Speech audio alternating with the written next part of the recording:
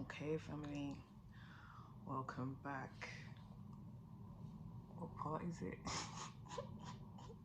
Part 5. Are we still alive? I know some of you have dropped dead in some of the other parts, so you won't be coming back, or you need some resurrection before you come back. That's cool if you need a break. I am thinking of starting to put trigger warning on the thumbnail because yeah, some of the content, if you have experienced it, hearing it again could be a bit, so I think I'll put a trigger warning there just so that you're mindful before you click it. Like, just assess yourself before you watch these videos. Like, how am I feeling right now? Am I already low? Am I already a bit sensitive? Like, okay, cool, maybe I'll save Reva's video till tomorrow or next week or whatever. Once I get over this project or this issue, then I'll go and catch up on the videos. Like, don't just, yeah. So today, the 5th way out of the 10 ways that I ruined my life. 5th way, once again, I'm going to use this opportunity to talk about one of those top 5 relationships that I keep talking about. I think I've spoken to you about 2 or 3 now, or this will be the 3rd one, whatever. And this is going to link into spirituality and religion and how all of that kind of, I guess, led my life, to where it is today. So I did start talking about this fella in, I think, the ending of part 2. I think it was the ending of part 2 or 3 where I got overwhelmed and I said, you know what, I can't talk about this now, let me save it for another day. So this is the one I'm about to go ahead with. And just to throw in there as well, I get a chance to shoot these videos when my baby boy is sleeping, so that's why sometimes I have to talk softly or low. So just higher up the volume if any of you are struggling to hear me from time to time. Having said that, obviously you can wake up any time, so I may have to cut the video and come back, but yeah. Okay, so one day, this was when I was at university. Okay, I have to add that in because if you know, you know, uni is a game changer. Like, going to uni can really change the course of your life, you know what I'm saying? So I was at uni, I was in the town centre with my bedroom, and then I noticed a group of guys walking past us.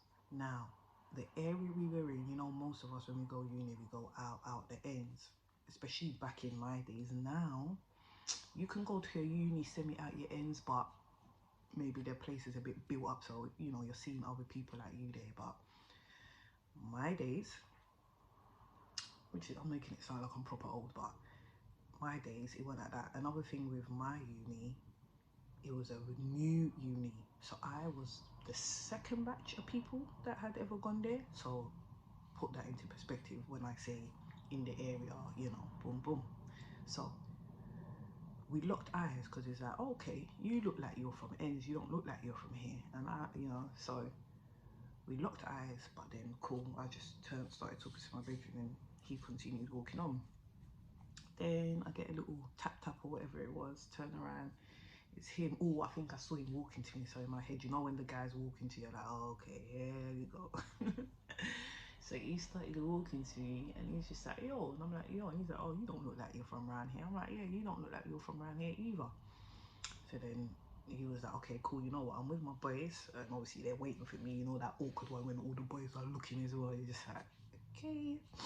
So he's like, let's switch numbers and I'll hit you up. I was like, cool, no problemo. Switch numbers, he went back his way, we went back our way. Maybe within an hour later or whatever, I get a text from him. I get a text saying that, yo, I text back saying, yo, cool, solidified, numbers traded, legitimize the numbers, like, is it legit? Because he didn't do that whole cheesy, let me call you now and see if it comes through, like, he wasn't about that. So, but as soon as we sent the text, boom, he called me, and I remember saying to my original, like, okay, to get me. So that was the first sign. I'm talking about signs. He called me straight away after we just text like 2 seconds ago. So I was like, okay. So I pick up. He's like, yo, you good? I'm like, yeah, I'm good. And then he's like, I'm like, yeah, I'm good. You know, I just heading back to my place. He's like, okay, cool. And he's like, you know what? I just want to let you know, yeah, I'm in jail. I was like, okay. I'd never heard anything like that. I didn't know I could meet somebody who's in jail in town market. I didn't know about none of that. So he's like, yeah, just letting you know I'm in jail. I was like, what? He's like, yeah, I'm in jail. I'm in DCAT jail. So I get to come out and work, basically, and I'm working with a charity. We go there and we help and we do certain things. So, and then obviously we get break times so we can go out of town and get food or whatever. So that's how he bumped into me, but I'm in jail. I was like, okay. And he was like, yeah, all right, cool. So I'm gonna hit you up, yeah, I'll hit you up later. I'm like, okay. So I'll put down the phone. I'm like, to my bed, yo. And I explained it to her. She's like, what? I'm like, yeah. She's like, okay. So boom, sign one. Probably should have been like, but I left it. But you know how it is. Like I said, never heard anything like that before. So it was a bit of a thrill. You're just like, huh? Like, even if we don't take it further, at least I need to hear more about that because I've never heard about that before. So lo and behold, the time comes, he hits me up, we link up, we get chatting, we get to know each other. And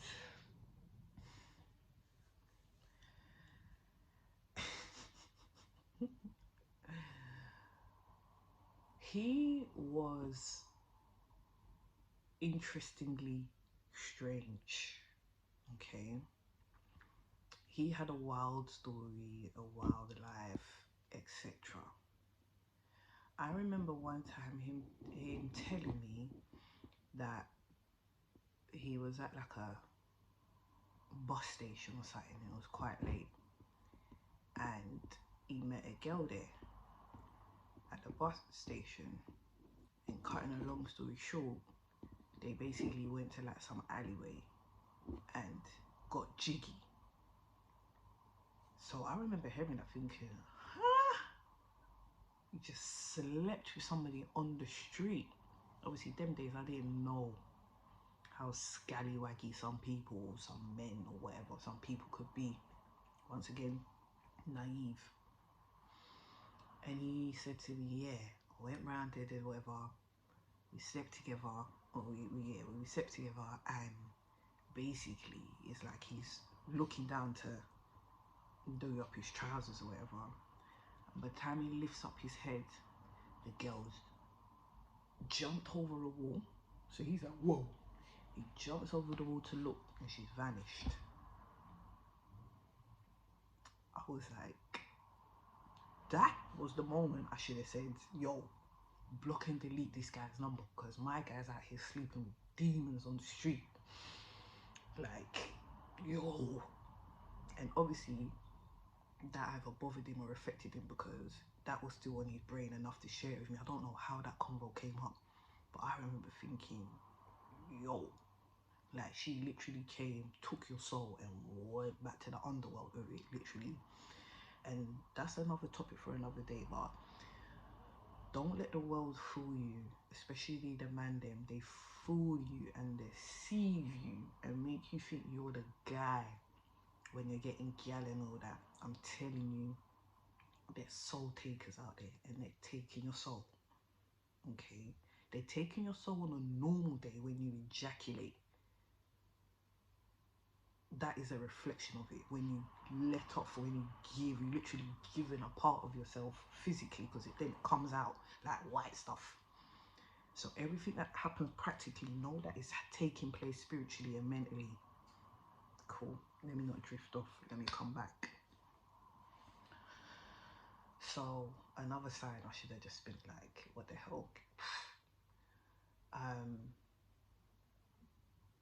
And I say this, yeah. One time he made this comment to me.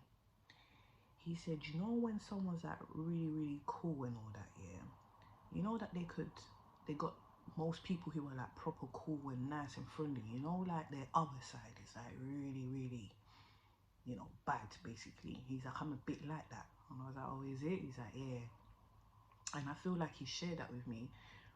Basically, he was a bit like, number one, don't be fooled that I'm such a nice, kind, friendly guy, because I'm not that totally.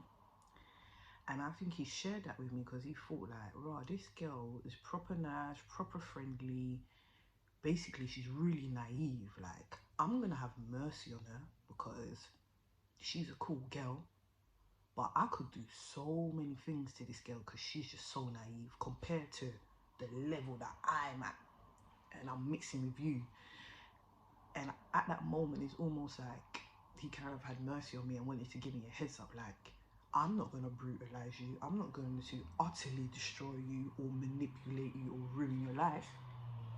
But I want you to know that there's people out there that will do it. And because I like you and because I'm one of them, I'm giving you the heads up to protect you from here on, because I know I'm not going to be here forever, because I know my intentions. I know that that's not going to be that with me and you.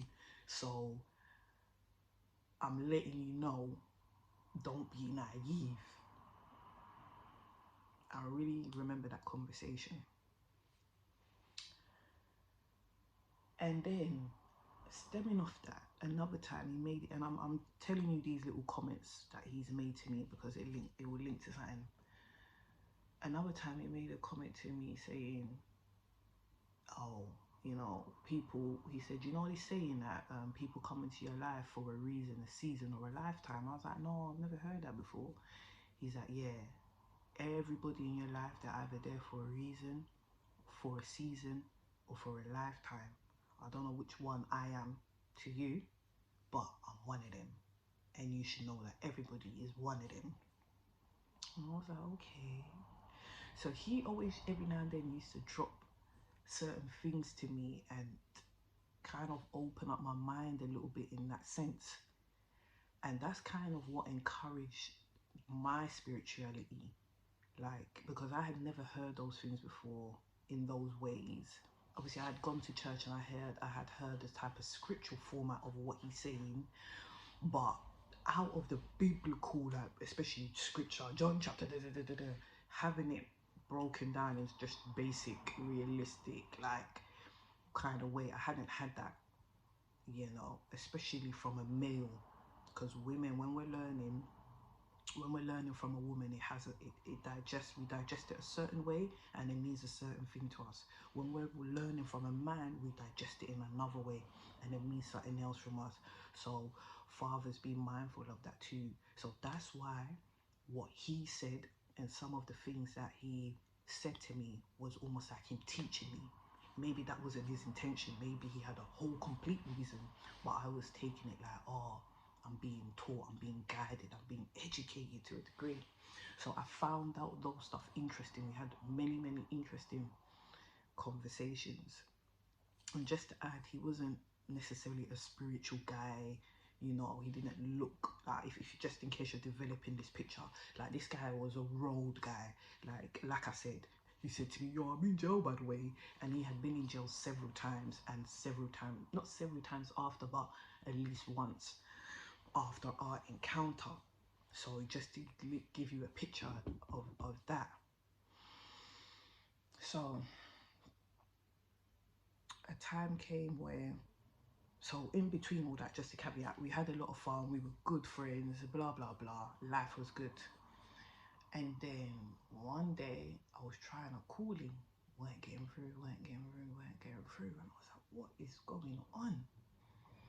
So then I went to the place that he volunteers at when he comes out of jail.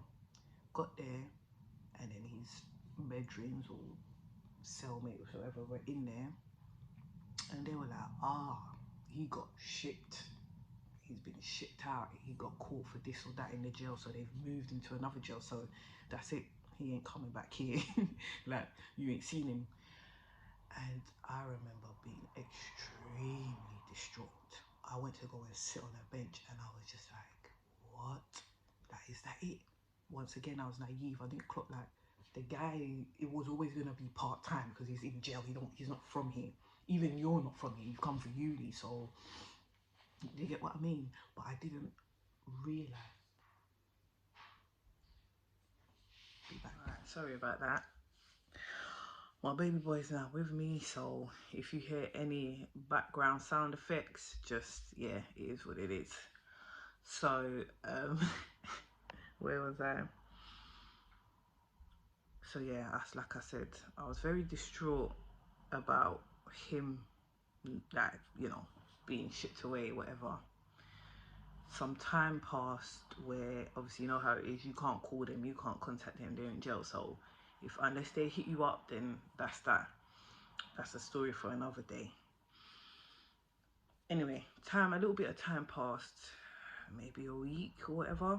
That was a tough week, that was a dreadful week. But then he ended up calling me. It's like, yo, this, that happened. And they moved me, so yeah, that's it, you know, I'm not about, but I'm not too far away. They had moved into a place where I think on the train from me was about 45 minutes away. So he was like, they've moved me here, but because of what I've done, I'm no longer in the DCAT, like I'm in jail now. So you know what I mean? So I guess I didn't really have proper processing time. So for me, I was just like, nah, like I want our relationship / friendship to continue. I wasn't like, oh, okay, cool, all right, well, you're gone now, so we'll leave it as that. No, my brain didn't really process it. Like I said, I was in shock, and I think I was still in shock. So I was like, okay, cool, whatever. So he will still call me, writing letters. Obviously, I was sending him money. Money is another, I don't know what part that will be. That might be the next part, but money. Oh, yeah. That's a anyway, sending him money and visiting him. Now, this is another part in itself.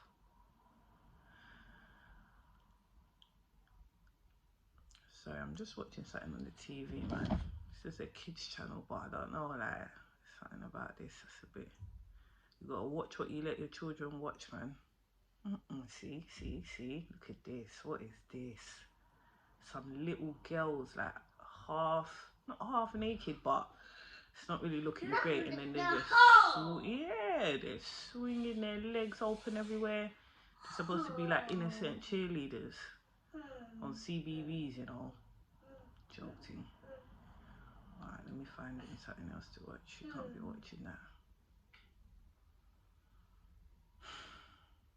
One thing after the other, you gotta stay on top of life, man. So, so the first time that he sent me a VO, that's how you know I'm talking back, because I'm sure nowadays they don't do VOs, they got some next thing going on. But he sent me a VO, which is basically like a visiting order, like saying like, yo, this person can come and visit me, and then you put your name up on the system, and then you're like, you're known as one of their visitors or whatever, so you can easily book to visit them. So he sent me a visiting order, and I booked. Well, that prison only had certain set times that you could go and visit, and only certain set days. So based on the day and the time, the trains from where I was, especially on a Sunday in them country areas, it wasn't forthcoming. It wasn't going to be an easy journey. But the thing is, I think I had already booked to go and see him before checking travel. I just knew, yeah, like I said, I was just like, yeah, coming to see you, booked it. Now I've gone to check travel, and it's like, oh, there's no train basically that can take me there for that time. But I was so committed. I was like, nah, like I can't let him down. I've got to be there. You know, I've booked this visit. This is big. Now when I think of it, it was more about me. I was more like, nah, like I want to see him. I've got to be there. I need this visit. So I was very like, nah, I've got to make this happen. So this is the crazy bit. When I checked the train times, basically what it was is I had to get there. Let's say the visit was on a Sunday, no trains on a Sunday, so I had to go there from Saturday if I wanted any chance of fulfilling this mission. So what I did was, I said, okay, cool, what I'll do I'll pack my stuff, sort myself out. I'm gonna get on like a late train, go to where he is, that area, basically like club, I guess, like party, even though I was by myself and I wasn't in a party mood, but I just knew the clubs would be open. So I was like, I'll just go from club to club, bar to bar, kill time, and then kill time till the AM, whatever, whether that would be 4, 5, 6 AM. And then I think, this sounds so crazy, I think I then planned that, okay, when all the clubs are closed, 6 AM, then I'll just go and find a bench, sleep on the bench till about 8. I can't remember what time. The visit had to have been like 9, 10, around 10. Like, they won't be doing that earlier.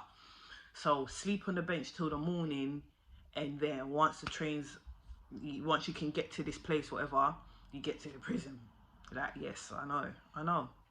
That's how my brain was just different. When I say like my brain was different.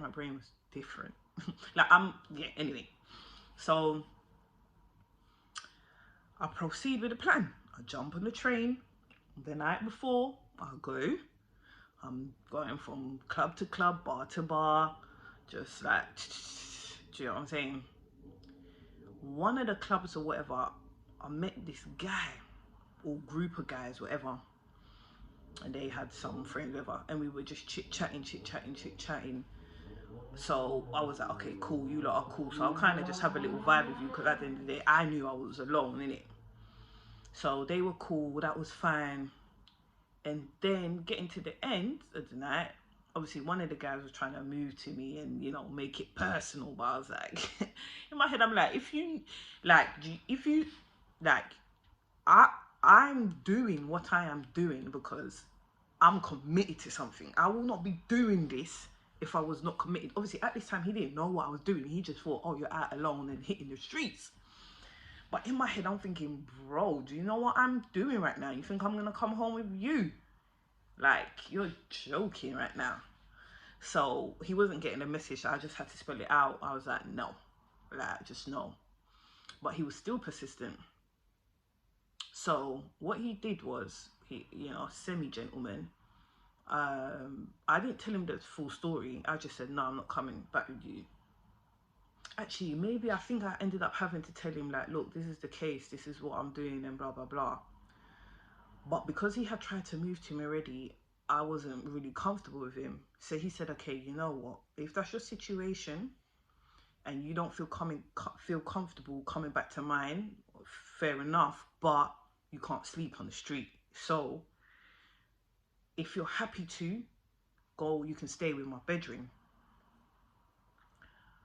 His bedroom was another guy, but he just felt a little bit more, because he never tried to move to me. He just felt like more grounded. Do you get me? So obviously I pondered. I was like, sleep on the bench tonight, out in the dark, or go with this guy. Bench or this guy, bench or this guy, bench or this guy. And like I said, I did feel safe enough, and I was like, okay, cool, I'll go with this guy. So the guy said, all right, cool, go and stay at my bedroom's house. I'm not gonna bother you, I'm gonna go about my way. So the bedroom's like, yeah, sure, you can come. So went to his yard. Got to his yard now, and he's just got like some little room, you know, whatever. I know, Nino. Thankfully, we didn't need the police that day, we didn't. So,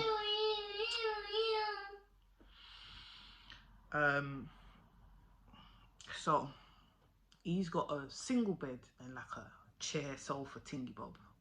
So I went into the chair. I was like, yo, I'm happy here, but, and this is, I don't know what happened, but I remember being quite uncomfortable in the chair. I can't remember what it was, but I did end up in his bed. Because I think the chair thing just wasn't working. And it's funny to say that, because I was prepared to sleep on a bench outside in the cold, so I don't understand what kind of chair it was that I was like, this chair thing ain't working and I want to lay in a bed, to get me. I guess maybe I was more tired than I thought. Obviously the traveling, the bopping from club to club, the mental strain, like, I think I got to a point when I got into his house and I sat down, I was just like, yo. So I laid in the bed and everything was cool. Obviously, lo and behold, he tried a thing. But I mean, there's no good or bad way to try a thing, but he didn't try it in a bad way. Like he just was like, yo, how you feeling? I think he maybe didn't try to touch me inappropriately, but blah blah blah. And then I said to him, I was like, bro, no, like just no. I'm not up for this. Like, no, I came with you. That's a better option. So no. And it was so funny. He's such a sweetheart. He was like, he giggled. He was like, yeah, he's like, I understand, but in life you have to try it. You always have to try it. And then we just laughed and fell asleep. He didn't try nothing, whatever. And I remember him till this day. I think even like, because all this that I'm telling you is, I have to count it properly, but it's almost getting to 10 years ago. So this is a while ago, maybe just under 10 years ago. So a few years ago, I don't know. A few years ago, I was going through my phone and I saw his number. I was like, rah, this guy, he saved me that day. And I texted him. I said, yo, how you doing? He was like, yeah, I'm good. I didn't even know if he would still be on that number such a long time ago. But he messaged me back. He remembered me. That was nice. We laughed because I was like, rah, do you know what I mean? Sometimes there's some people in life, you meet them brief, you meet them quick. Like this guy told me this. Remember he said to me earlier, reason, season, or a lifetime. Some people, and yeah. So that guy, I believe he's still on my phone book. One day I got to hit him up again because yeah, they were kind of, and like they say, people will treat you how you let them treat you or train them to treat you. And for me, though these guys were strangers, I didn't know them, but because I put my foot down and just let them know, like, this is what I'm on and this is what I'm not on, they just went with that flow. Obviously, not every person will, so you got to be smart. Just like this guy who I'm going to visit in jail also warned me. He said, listen, nice people are not really nice, basically, or nice people are not always nice, so use your brain. So there we go. Lo and behold, I arrived in the prison. We had the visit, and that was the beginning of many more visits. Obviously, the future visits, I didn't make the same mistake. So I say all this to say, my encounter with this guy definitely took me to another level in many different ways. And by the time I returned from uni, I was still in a bit of contact with him. I was still writing him letters, so he was still in jail.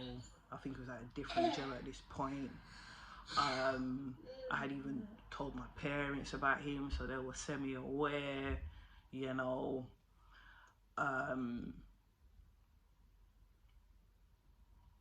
But I just remember coming back home from uni and just really being like basically depressed, if that's what it was. I was just like, I can't believe I'm back here. And it wasn't like back at my parents' house, because my parents' house was fine, but it was like back in London, back in this environment, back in this energy. I was just like, oh no, I just wanted to go back to where I came from. And a lot of people are like that. They go uni and they kind of find a new home there because they've finally gotten out of the rut they were in before. And a lot of people don't return. Either they stay where they are at uni or they go somewhere else, but they do not go back home. So for me, I did go back home, but I had those after that post-uni depression, you get me? That's a real thing that I think needs to be recognized, and support needs to be there for that. You always hear, Illumina, we're coming, we're doing this, we're doing that. Maybe they do well-being stuff, I don't know, but that's something that needs to be recognized, because I did go into a bit of a depression, which led me to my spiritual journey, where I would have extremes as a Christian, like being quite into it, and then sometimes I'll have lows, and then I think after, I know it's funny, after all them up and downs, I think I just kind of got tired of that and wanted something completely new. So that's when I just started, the starter pack. You start looking at how Christianity is like religion brought from the slave man and all those type of things, and then you go deeper. So that was kind of like the starter pack route that I took into all that. Now, whew, I can't go into my spiritual journey right now because I know this video is already long. So I'm going to leave it as that. This is part 5, where I've incorporated another dodgy relationship that led me into, was the beginning of my spiritual journey. So I'll talk about my spiritual journey, might as well talk about it in the next one. And that will be incorporated with another dodgy relationship and money. So once again, thank you for joining me and my baby boy as well this time. He may be with us next time, who knows, but yeah, he's part of the show. So all right, lots of love, peace.